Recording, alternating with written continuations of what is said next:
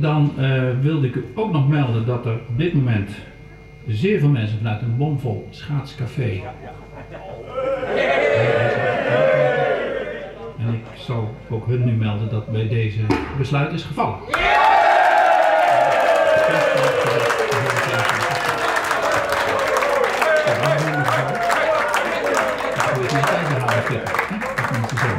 Het lijkt mij mooi om even met een echt Fries schaatsdrankje te proosten op dit prachtige besluit.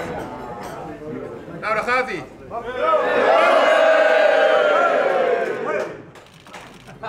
Nou, mooi. Het is altijd drank bij Duitsland. Wij gaan altijd nog wel een liedslag om je arm houden. Het is altijd nog gewoon een rieën, het is altijd nog gewoon het aanhammeren. Of het terug is of net. Nou, dat is nou gebeurd en hij gaat er nou komen. Hij gaat er komen en daar is iedereen heel erg wies bij. Ja, wij hebben ontzettend volle mensen die hier nodige broekmeisjes die wachten op de Nijenhal, zodat ze daar welke broekmeisjes kennen. Dus een hele grote mensen, ijshockey is lange baanrijders, shorttrack. Iedereen is ontzettend blij dat er nou eindelijk een Nijenhal komt hier in Friesland.